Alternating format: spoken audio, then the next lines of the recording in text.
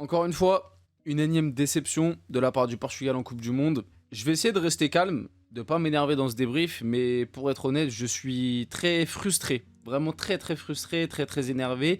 Je commence par ça, quand même, bravo au Congo, bravo à la RDC, puisque c'est historique, ça faisait 52 ans, et même j'ai envie de dire c'est une première, parce qu'à l'époque c'était le Zaïre, donc bravo vraiment à la RDC, ils ont fait leur match, eux, il n'y a rien à dire, ils ont été solides, alors certes, ils ont joué peut-être bloc bas, mais au final, à partir du moment où ils ont égalisé, moi je trouve limite que c'est la RDC qui a été la plus dangereuse, c'est la RDC qui a eu les meilleurs spots, c'est la RDC qui a fait, qui a créé le plus de choses. Donc faut se poser des questions, faut se poser des questions côté portugais, vous inquiétez pas, je vais le faire.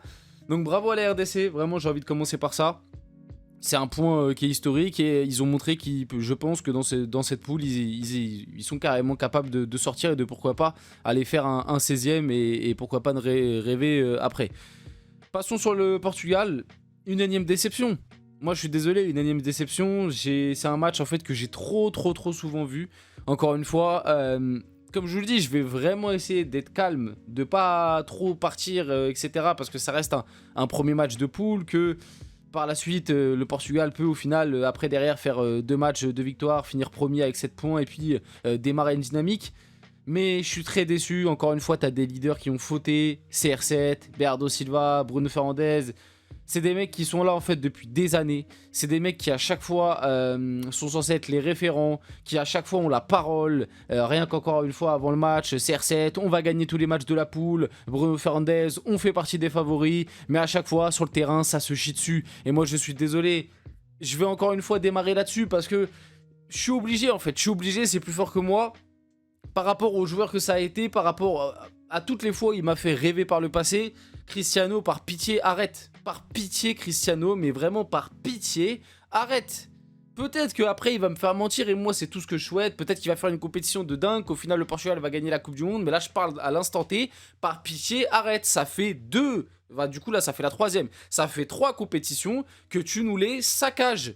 Alors, il n'y a pas que toi, il y a aussi l'équipe autour qui, certes, il y a des trucs qui ne vont pas, le sélectionneur, bref, on va pas refaire tous les débats, j'en ai déjà parlé. Pareil, les autres leaders, Bernardo Silva, vous vous rendez compte? Il vient de signer au Real Madrid, le mec. Il est censé être à son prime, c'est censé être un monstre d'expérience, etc. Le mec, il sort à la mi-temps.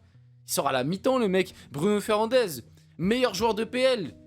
Chez 158 000 passes D avec le Portugal, à chaque fois, c'est nul. C'est nul. À chaque fois, avec le Portugal, c'est nul. Même, tu vois, ce soir, Vitinha, qui on le sait avec le PSG voilà rayonne pour moi. Vitinha aujourd'hui qui est le ou en tout cas top 3 meilleur milieu de terrain du monde. Même ce soir Vitinha j'ai pas forcément été fan, mais par rapport à ça tu vois, même Vitinha, il y a un problème au Portugal avec Vitinha. C'est-à-dire que Vitinha au Portugal il a fait des bons matchs attention par moment, mais il a toujours pas trouvé tu vois cet impact qu'il peut avoir par exemple avec le PSG, et c'est le cas de beaucoup de joueurs.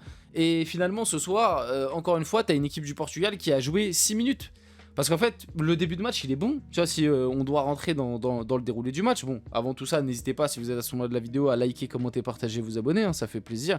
Ça aide pour le développement de la chaîne, surtout que là, j'en ai bien besoin. J'essaie vraiment d'être calme et d'être... parce que sinon, je pourrais insulter 2-3 mecs. Mais bref. Le déroulé du match, du coup... Bah, en fait, l'entame du match du Portugal, elle est excellente. C'est ça en fait le truc qui me frustre le plus et qui me rend fou, c'est que tu fais 6 premières minutes, alors ça reste 6 minutes, mais tu fais un début de match, tu mets la RDC dans les cordes, t'es supérieur, tu gagnes les duels, tu mets beaucoup d'activité, beaucoup de rythme, tu vois, beaucoup de rythme, les passes ça va vite, c'est 1-2, tac tac tac, ça va vite, ça va être contre-pressing, tout ça, tu ouvres le score, but de João Neves. On se dit mais c'est nickel, parce qu'on savait que le plan de la RDC ça allait être d'être un peu plus bloc bas et de potentiellement défendre pour contre-attaquer. Tu verrouilles ça au bout de 6 minutes, t'as fait le plus dur au bout de 6 minutes. Et toi après, plutôt que de continuer à entreprendre ce que t'étais en train de faire avec une RDC qui allait être obligée de se découvrir un peu plus, t'as arrêté de jouer.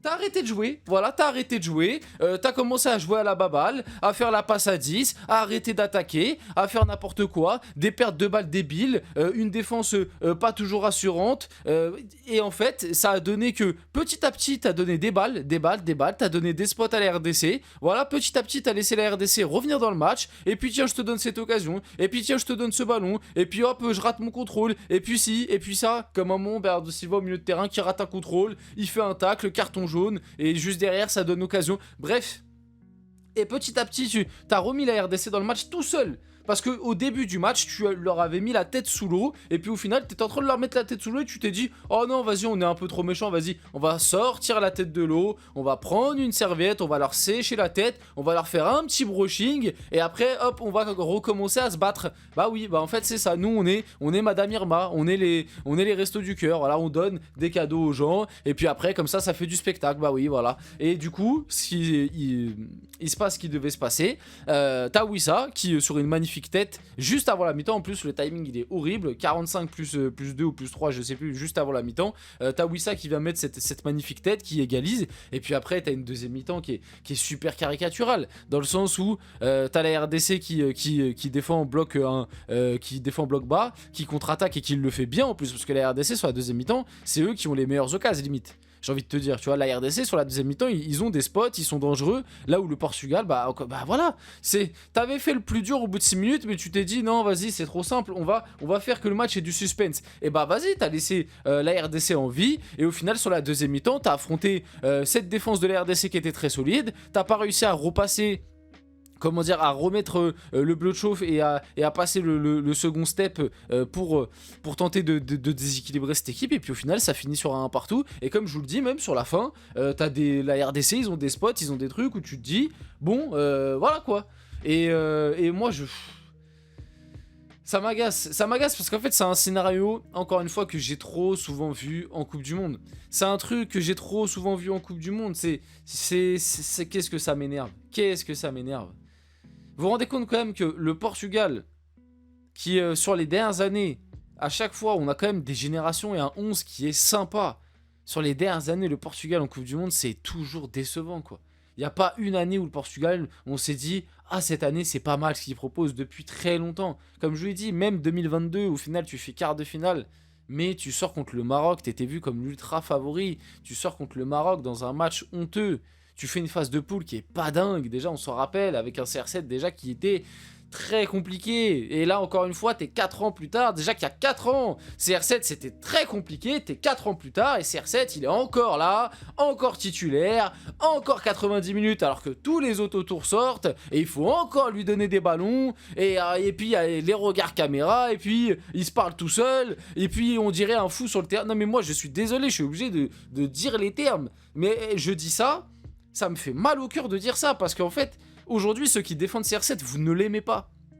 Moi, je vous le dis très clairement, ceux qui aujourd'hui défendent CR7 et viennent te dire « Ah oui, mais c'est normal qu'ils continuent de jouer, c'est normal qu'ils soient encore titulaires 90 minutes avec le Portugal, etc. Parce que c'est CR7, parce que c'est encore l'un des meilleurs, etc. » Vous n'aimez pas CR7, c'est pas vrai pour dire des choses comme ça. CR7, moi, j'ai vécu ses plus grandes années. Aujourd'hui, c'est fini. C'est fini, et c'est fini déjà depuis 4 ans, minimum, c'est fini. Ça veut pas dire qu'il peut pas rendre des services, mais quand je dis c'est fini, c'est que c'est fini de croire que CR7, c'est un titulaire indiscutable qui doit jouer tous les matchs 90 minutes et qu'il faut jouer pour lui, parce que moi, ça pareil, c'est une réalité. Aujourd'hui, il y a beaucoup de situations où il y a des choses qu'on peut faire, il y a des choix à faire, mais on va faire le centre pour chercher CR7. Notamment, j'ai une action en tête, c'est une action de Francisco Conceição qui rentre dans la surface, qui d'ailleurs a fait une entrée où au moins lui il a mis un peu le boxon. Il rentre dans la surface, il arrive face au gardien, et plutôt que de tirer, bah non, je vais faire l'extra passe à CR7 qui rate sa frappe parce que la passe elle est un peu derrière. D'ailleurs en plus derrière lui il y avait Bruno Fernandes qui était mieux placé. S'il n'y a pas CR7, je suis quasiment sûr que Conceição il tire. Est-ce que c'est la faute de CR7? Est-ce que c'est la faute des joueurs à côté de lui qui n'arrivent pas à prendre cette indépendance? Ça, je ne sais pas, c'est un débat bien plus profond. Il y a peut-être un peu des deux, mais c'est un réel problème du coup. Bon, on va faire un petit tour sur FotMob quand même pour finir. Et encore, j'ai pas tout dit. Hein. Franchement, je me suis retenu sur certaines choses. Bon, au niveau du momentum, il est globalement portugais parce que le Portugal a eu 75% de possession, 25% pour la RDC. Mais tu vois, t'as 75% de possession, tu produis 0,64 XG, 7 tirs. La RDC a plus de tirs, plus de XG. Voilà quoi. Voilà. 29 touches dans la surface à 11. Et le pire, c'est que t'avais très bien commencé le match avec cette ouverture du score de João Neves, quoi. Ah là là là là. Tu vois, même les changements à la fin, Gonçalo Ramos, il rentre, il sort Vitinha. Bref. Pas trop envie de parler. Bon, bah les flops, hein. Voilà, hein. Les flops, voilà, déjà t'en as un. But attendu 0,46 XG. Hein. C'est-à-dire qu'en plus, il a quand même. Sur les 0,64 du Portugal, il y en a 0,46 et CR7. Hein. Donc il a eu quand même 2-3 spots. Hein. Et ouais, pas la diff. Hein. En vrai, en top, bon bah, João Neves pour son but. J'ai bien aimé derrière Thomas Aroro. Par rapport à Vega, que j'ai trouvé un peu plus en difficulté. Sinon, après le reste, honnêtement, c'est très mid pour être gentil. Bernardo Silva, le match, il est honteux. Ça va jouer au Real Madrid. Hein. Bah, dis donc. Et Bruno Fernandes aussi, c'est très compliqué, mais j'en ai parlé juste avant, quoi. Bref, finissons le débrief et la vidéo là-dessus. J'espère que cette vidéo vous a plu. Si c'est le cas, n'hésitez pas à liker, commenter, partager, vous abonner, les gars. C'était Azial. On se retrouve très rapidement pour une prochaine vidéo.